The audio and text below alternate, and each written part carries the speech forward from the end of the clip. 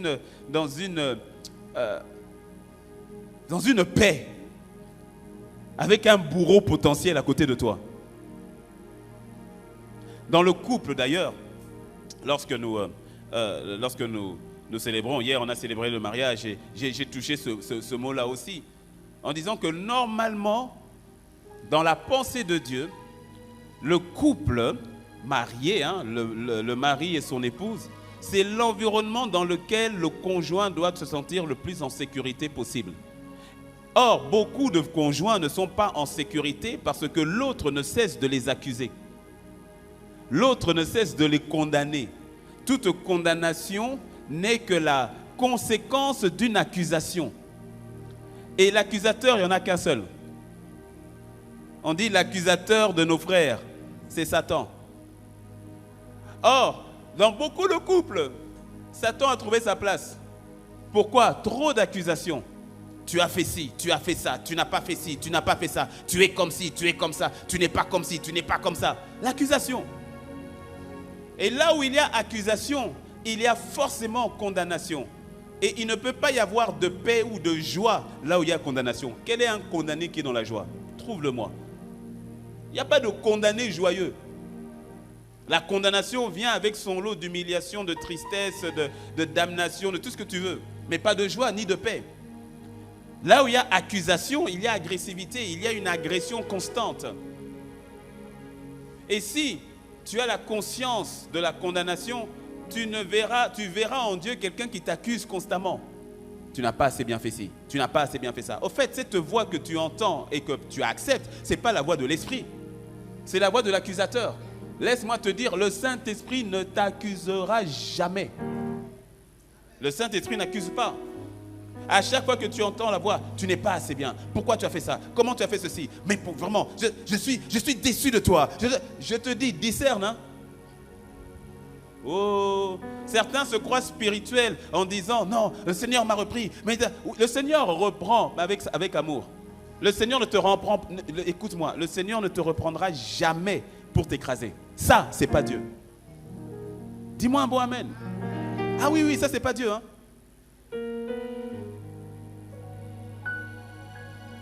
Fais attention à ce que tu appelles voix de l'esprit.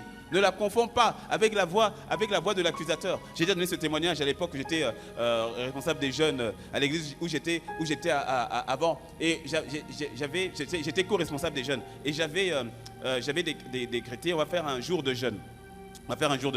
C'était un lundi, je me rappelle. Et donc on a fait le jeûne. Et quand le jeûne est terminé, à l'époque il n'y avait pas les WhatsApp et tout cela, donc on se disait, voilà, à telle heure, à 23h, chacun chez soi va prier et tout ça. Donc je suppose que tout le monde a prié, c'est fini. Et puis il y a une sœur qui m'appelle, vers 23h30 ou le lendemain, je ne me rappelle plus. Et puis elle me dit, non, c'était le lendemain soir, elle m'appelle. Et puis elle me dit, ah, tu sais quoi, frère Teddy, tu sais, bon, le jeûne là, je ne l'avais pas fait. Je lui dis, ah bon, pourquoi? Elle dit, non, vraiment, j'étais fatigué, je n'avais pas fait le jeûne. Bon, moi je dis, bah, c'est pas grave, en tout cas, nous, on a jeûné. Ça s'est bien passé, on a prié et tout cela. Elle dit, oui, mais le Seigneur m'a parlé, hein. Il m'a dit, t'as pas honte, comment t'as pas pu faire le jeûne là? Je te dis, maintenant, tu vas prendre la journée de mardi, tu vas jeûner la journée de mardi. Tu vas te rattraper. Et puis elle dit, j'ai jeûné toute la journée de mardi. Donc là, c'est bon. Quand j'ai écouté, j'ai dit, t'es sûr que c'est Dieu qui t'a parlé? Elle dit, ah oui. J'ai dit, est-ce que tu es sûr que c'est Dieu qui t'a parlé? Elle dit, mais oui, je sais que c'est Dieu. J'ai dit, je sais pas, mais même le ton et même je sais pas. Ça ressemble pas vraiment à Dieu. Ça, c'est la propre justice. Est-ce que tu me suis? Ça, c'est la propre justice. Quand le Seigneur te parle, c'est jamais avec le ton d'accusation. L'accusateur, il n'y en a qu'un seul.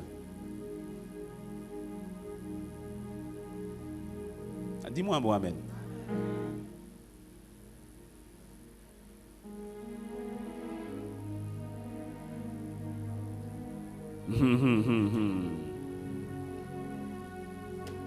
Je prends le temps pour que ça descende.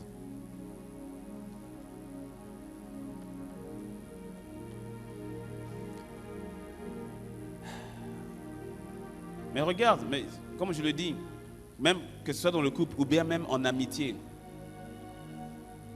lorsque tu as quelqu'un qui constamment t'accuse, t'accuse, voire même te manipule.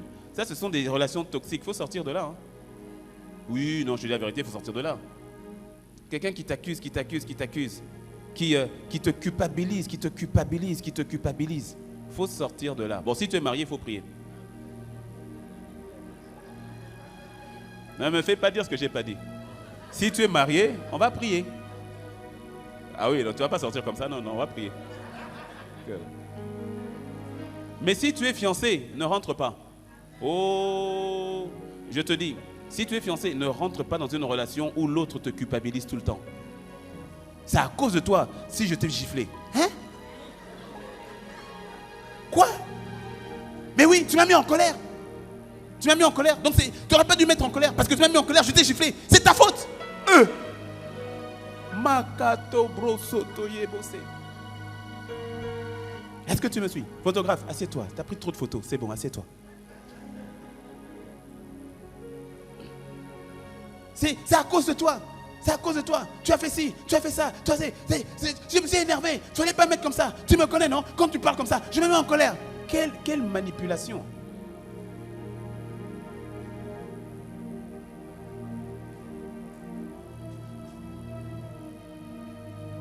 Ne te mets pas en relation ou ne dis pas c'est ton ami, c'est pas ton ami. Enfin, je ne l'accuse pas non plus, mais franchement, protège-toi toi-même. Mais oui.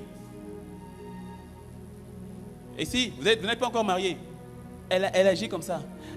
À cause de toi, je ne mange plus. Mais ouvre la bouche, avale, je ne sais rien. Comment c'est à cause de moi? Moi j'ai fermé ta bouche. La culpabilité, la manipulation, l'accusation. Tu es mauvais. Quelqu'un, écoute, non, je ne sais pas, je fais une parenthèse. Quelqu'un qui constamment ne te dit que les mauvaises choses que tu fais. Ah non, non, non. Si vous êtes amis, tu dis, écoute, je t'aime bien, mais là, c'est pas possible. C'est pas possible. Tu ne fais que pointer les mauvaises choses de ma vie.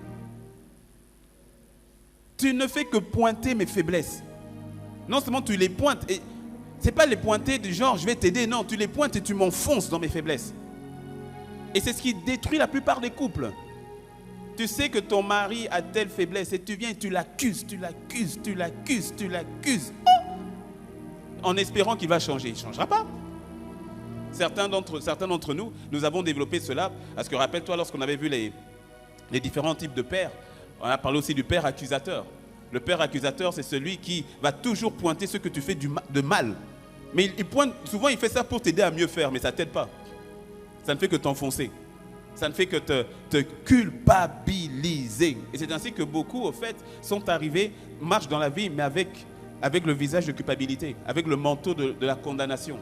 On m'a toujours dit que j'étais mauvais. On m'a toujours dit que je n'y arriverais pas. On m'a toujours dit que je suis quelqu'un de mauvais. On m'a toujours dit que je suis quelqu'un de bête.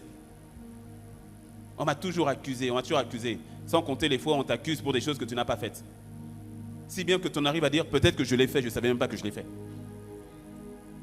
Parce que tu sais, un condamné à vie, même s'il tue quelqu'un en prison, ben, ça change quoi? Bon, c'est toi qui as tué. J'ai dit, si vous voulez, j'ai tué. De toute façon, je suis déjà condamné. Quand tu marches comme un condamné, ben, tu agis comme un condamné. Pourquoi veux-tu que je change? Je suis déjà condamné. C'est ce que fait la conscience de la condamnation. Et la conscience de la condamnation, on emmène plusieurs à demeurer dans le péché.